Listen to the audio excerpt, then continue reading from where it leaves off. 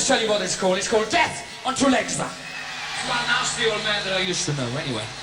He was very aggrieved at our management at the time. You have gone through a few managerial changes. You know about the Trident kind of thing. We used to be a Trident. And I'm not going to say it was about them, but, you know... You suck my blood like a leech. You break the law and you breach. Screw my brain till it hurts. You've taken all my money. And Immediately prior to Night at the Opera, we were really going through a difficult period. We'd had a very successful album with Sheer Heart Attack. We thought it was, a very good album. It had done very well. We'd had a major worldwide hit with Killer Queen, and we were broke. And even though we'd had a couple of hits, we'd had, small hits. 70s Arrive was a small hit, and then Killer Queen was a big fair hit. We didn't get a penny of record royalties from the first 3 albums. Lots of major tours, and Japan, America, we were headlining by now and doing very well, and selling loads and loads of records and not seeing any money.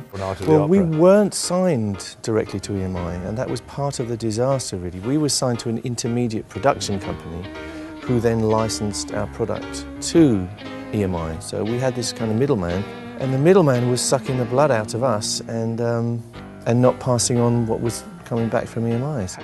In retrospect, it's probably the worst thing we ever did.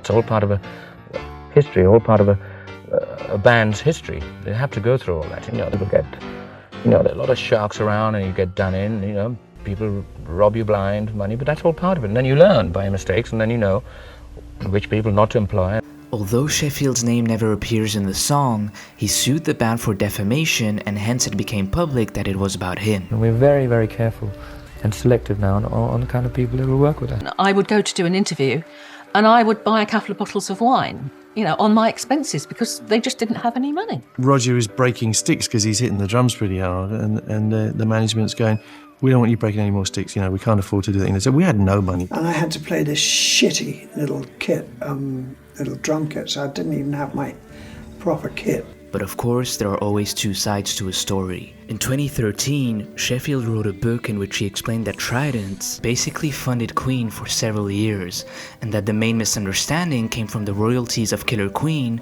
that had yet to reach Trident. The band members were also very demanding for personal expenses. I remember Freddie saying that he wanted a piano to write songs on, and they said, we'll rent you a piano because if we give you the money, you'll spend it on something else. But they were also the only ones who believed in Queen back in 1972. And nobody wanted it, nobody. Everybody said, yeah, it's all right, but go away and develop it, go and write some more songs and come back to us when you've done some gigs. And nobody. The only people who wanted to take us on were people called Trident. So if it hadn't been for Norman, perhaps history would have taken a different turn.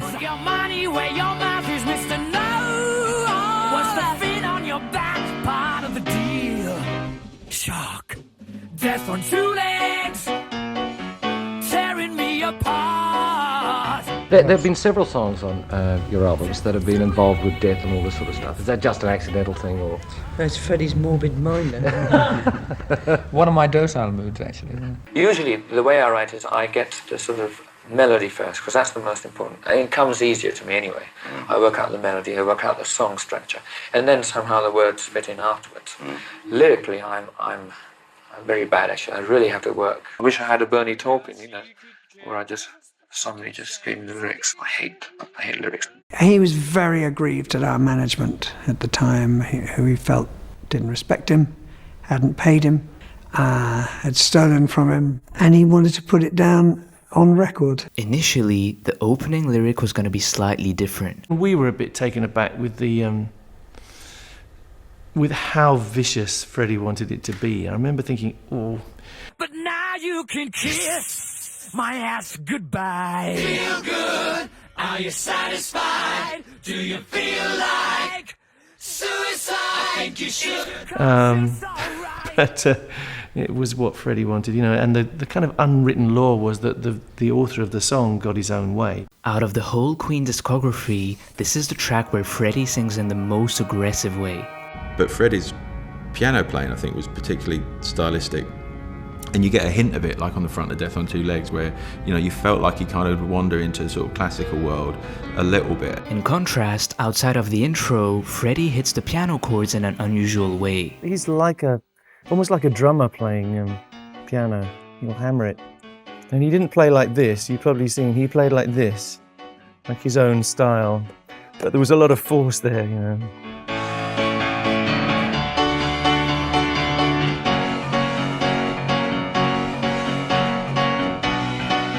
The riff is great. Of course, I didn't invent the riff. This is Freddie's riff because it was done on piano first, but it works great on guitar. This.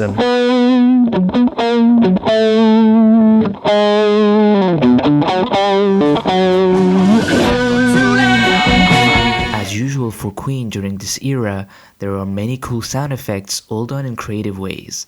One of them is this one, which appears during the chorus and at the very end of the song. It's actually just a cymbal played in reverse.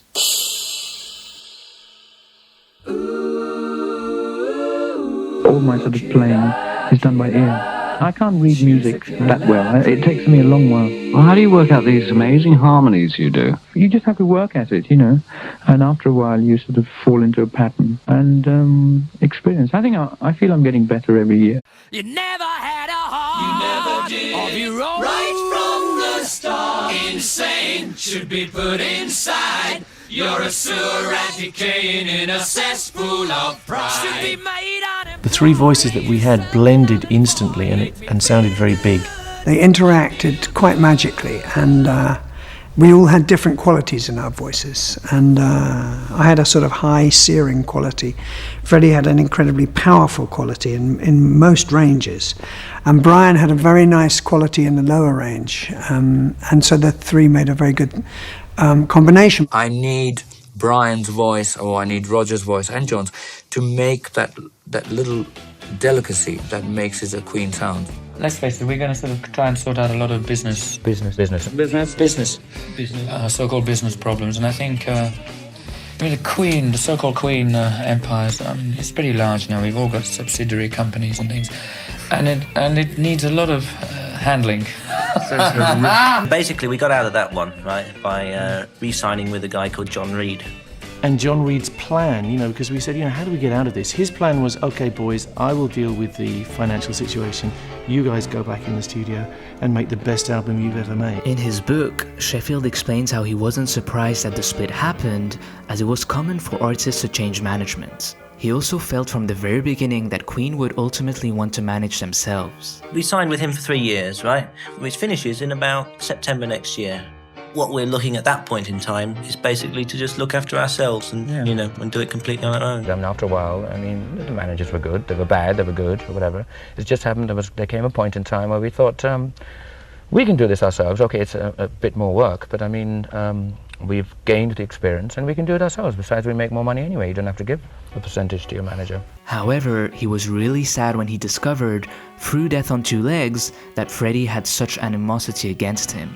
He felt he had helped build Queen, not only financially, but also by giving access to cutting-edge technology, as well as amazing technicians. It was a difficult situation. I mean, not entirely bad, I have to say, you know, because we got to work with some of the greatest technicians of that time. You know, they had a great stable of producers and engineers. Some of whom even continued working with Queen after the split with Trident. We had a fabulous engineer in Mike Stone. You know, I've said this more than once, I'm sure, but Mike Stone is really the unsung hero of this whole thing. Right the way through, from the first 3 albums to A Night at the Opera to A Day at the Races. And the guy was really a phenomenon. I remember it as being a very good time, very creative time. We were a good team. It was a great team, you know, between us and Roy and Mike. Stupendous team in the studio.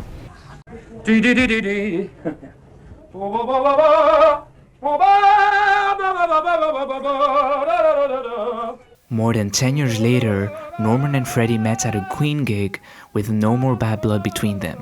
It was the last time they would see each other, and it also turned out to be the very last Queen concert.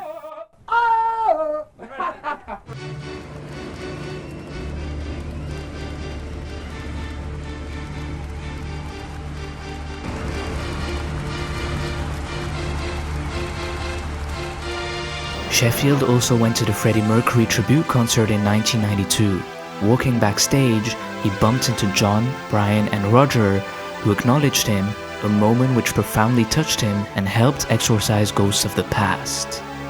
From Queen, thank you very much. Sayonara. I feel good.